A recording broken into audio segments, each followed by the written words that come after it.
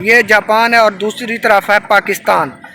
السلام علیکم، welcome back. کیسے ہیں آپ سب؟ امید کرتا ہوں سب دوست خیریت سے ہوں گے، ٹھیک ہوں گے، خوش ہوں گے، جہاں رہیں خوش رہیں، ہنستے مسکراتے رہیں۔ میرے چینل پہ نیو ہیں تو چینل سبسکرائب کر دیں، بیل آئیکن کو دبا دیں تاکہ آنے والی ویڈیوز آپ کو مل سکیں۔ پاکستان میں ایک ٹرینڈ ہے کچھ عرصے سے کہ ہمارے ملک میں جو بھی خرابی ہے، جو بھی ہمارے مسائل ہیں، پریشانیاں ہیں، ٹینشن ہیں، اس سب کا ذمہ دار ہمارے حکمرانوں کو، ہمارے اوپر جو حکمرانی کرنے والے ہیں، ہمارے ادارے ہو گئے، ان سب کو ہم ٹھہراتے ہیں۔ لیکن آج میں آپ کو دو سٹوریاں بتاؤں گا دو مختلف ملکوں کی، ایک ہے جاپان، ایک ہے پاکستان۔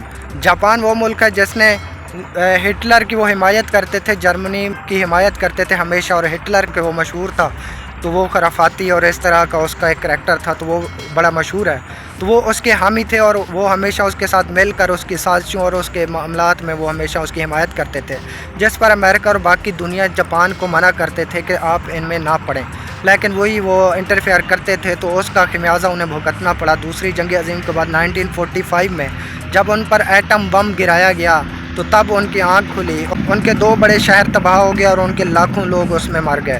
اس کے بعد ان کی آنکھ کھلی اور انہوں نے سوچا کہ یار نہیں، یہ ترقی کا راستہ نہیں ہے، یہ بقا کا راستہ نہیں ہے، یہ انسانیت کا راستہ نہیں ہے، یہ ہمارا یہ والا راستہ نہیں ہے۔ تو انہوں نے بیٹھ کے سوچ وچار کی اور اس کے بعد ان کے حکمرانوں کے علاوہ ان کی قوم نے مل کے سوچا، ان کی قوم نے سوچا، جیسے میں ہمیشہ کہتا رہتا ہوں کہ جب بھی کوئی ترقی کرتا ہے ملک، تو وہ ملک سے زیادہ وہ قوم ترقی کرتی ہے، اور قوم ہی مل کر اپنا ملک ترقی کی طرف لے کے جا سکتی ہے۔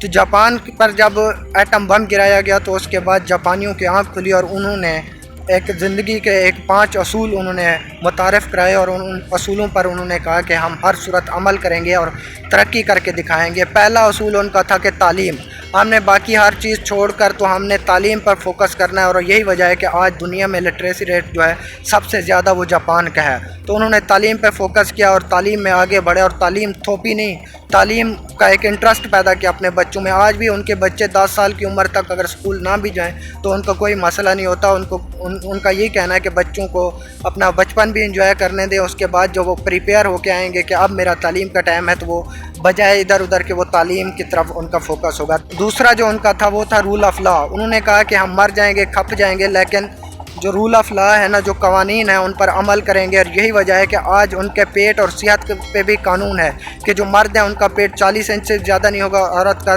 34 انچ سے زیادہ پیٹ نہیں ہوگا، اور اس پہ ان کی پارلیمنٹ میں قانون منظور ہوا ہے کہ آپ اپنی صحت کا بھی خیال رکھیں گے، کام کے ساتھ ساتھ آپ اپنی صحت کا خیال رکھیں گے اور صحت کو بھی مینٹین رکھیں گے۔ اگر آپ کا ان میجرمنٹ سے زیادہ اگر آپ کا پیٹ بڑھ گیا تو آپ پر سزا ہوگی۔ تیسرا جو ان کا تھا وہ تھا ان کا کام، محنت، کہ ہم نے اپنے کام میں محنت کرنی ہے اور آگے بڑھنا ہے، اور یہی وجہ ہے کہ آج وہ اپنے کام میں اتنے مگن ہوتے ہیں کہ وہ دن رات کام کام کام، ان کا کوئی رشتہ داری نہیں ہے، بہن بھائی رشتہ دار یہ وہ، کسی کا کوئی پتہ نہیں ہوتا۔ صبح اٹھتے ہیں، شام تک رات تک کام پہ جاتے ہیں، اور ان کی نیند ہی پوری نہیں ہوتی، تو کام کے دوران ان کو 30 منٹ سونے کے لیے دیے جاتے ہیں۔ اب ان کے ایک سسٹم ایک اور ان کی ٹیکنالوجی میں آیا ہے کہ ان کے اپنے کیفے میں ایک سلیپنگ مشین بنائی گئی ہے جہاں پہ وہ کھڑے کھڑے 20 منٹ نیند کر سکتے ہیں۔ چوتھا ان کا تھا وقت کی پابندی۔ آج یہی وجہ ہے کہ آپ پوری دنیا میں دیکھ لیں تو وقت کی پابندی آپ کو جاپان سے زیادہ کہیں نہیں ملے گی۔ وہاں پہ دنیا کی سب سے تیز ترین 320 کلومیٹر پر گھنٹہ سے چلنے والی جو بلٹ ٹرین تھی وہ سب سے پہلے انہوں نے بنائی، اور ان کے ریلوے اسٹیشنز پہ پوری دنیا سے زیادہ رش ہوتا ہے۔ تو اور اس صورتحال کے باوجود، اتنی تیز سروس ہونے کے باوجود، ان کا ٹائم ٹیبل کا یہ پوزیشن ہے کہ ان کی ایک ٹرین 1 منٹ لیٹ ہوئی تھی تو پورے عملے کو سزا دی گئی تھی، اور اس پہ اسپیشل کمیٹی بنائی گئی تھی اور تحقیقات کرائی گئی تھی کہ یہ 1 منٹ لیٹ کیوں ہوا ہے۔ وہاں پہ کسی بھی کام پہ، کسی جاب پہ، کوئی گاڑی ٹرین، وہاں پہ ٹائم ٹیبل کی یہ پوزیشن ہے کہ وہاں پہ سب سے زیادہ جو آپ لیٹ کام پہ آ سکتے ہیں وہ 30 سیکنڈ ہے۔ 30 سیکنڈ کے بعد اگر آپ آئیں گے تو آپ پہ فائن ہوگا اور آپ کو سزا ہوگی۔ تو یہ ہے ان کی ٹائم ٹیبل کی صورتحال۔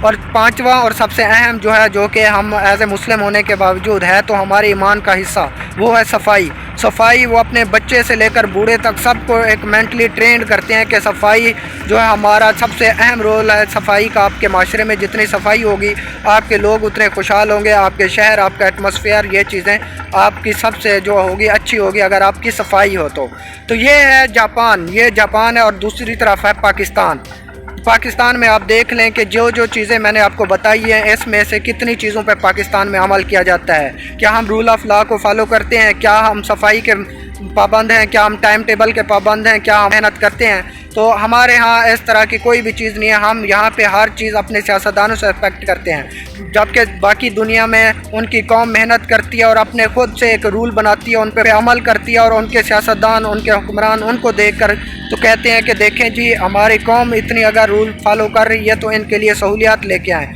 साफ ज़ाहिर है, जब वो दिन रात काम करते हैं, मेहनत करते हैं, उसके बाद उनका मुल्क तरक्की करता है, तो उनको सियासत से इतना कंसर्न ही नहीं होता। आए रोज़ उनका सियासी फड्डे नहीं होते, उनकी अदालतें, उनके सारा सिस्टम ये वो सियासतदानों के केस सुनने और ये चीज़ करने में भी मसरूफ़ नहीं होती। तो वो अपनी कौम के लिए सोच रहे होते हैं दिन रात कि हम इनके लिए क्या अच्छा कर सकते हैं। तो वो ये है जापान, इसने एटम बम खा कर इधर उधर की खराफात, जंग, लड़ाई झगड़े, ये वो इन चीज़ों से निकल कर तो उन्होंने एटम बम खाया। एटम बम खाने के बावजूद उन्होंने इस चीज़ को छोड़ा कि हम दुनिया से लड़ाई करके, जंग करके, ये चीज़ें करके तो हम आगे नहीं बढ़ सकते, हम तरक्की नहीं कर सकते, हम दुनिया से आगे नहीं बढ़ सकते। तो उन्होंने ये चीज़ें छोड़कर तो उन्होंने तरक्की की तरफ गए और उन्होंने अपने कुछ रूल्स फॉलो किए, बनाए, उन पर अमल किया, और आज वो दुनिया के एक तरक्की याफ्ता ममालिक में सर फहरिस्त हैं। और उसके बरक्स हैं हम लोग एक तरक्की करते जा रहे थे, तो तब हमें याद है कि हमने एटम बनाने, बाकी चीज़ें बनानी है। बहुत अच्छी बात है, वो बनाई है।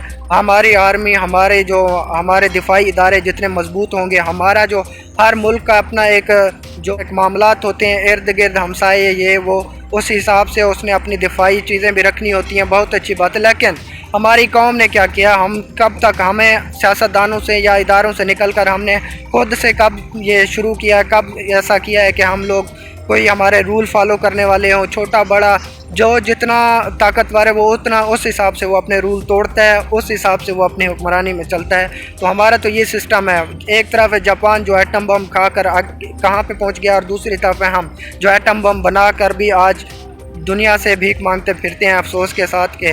इसमें सियासतदानों का कसूर जितना भी आप लगा लें है उनका कसूर, लेकिन उसमें सबसे जो ज़्यादा कसूर है वह कौम का कसूर है कि कौम ने ही तरक्की की तरफ कोई सोचा नहीं है। कौम ही हमेशा आगे सियासतदानों को कर देती है कि हमने इनको आगे खड़ा करना है और हमने इनके पीछे चलना है। तो मेरी ख्वाहिश है, कोशिश है कि मैं अपनी ज़िंदगी में देखूं कि यार हम लोग भी कौम बन गए हैं, और कौम बनेंगे तो हम तरक्की करेंगे। जब तक हम एक कौम नहीं बनेंगे तो हम तरक्की नहीं कर सकते। ये थी मेरी वीडियो। अगर आपको पसंद आए तो आप चैनल सब्सक्राइब कर दें, वीडियो को लाइक करेंगे, कमेंट करेंगे, शेयर करेंगे। मिलते हैं अगली वीडियो में, तब तक अल्लाह हाफिज़।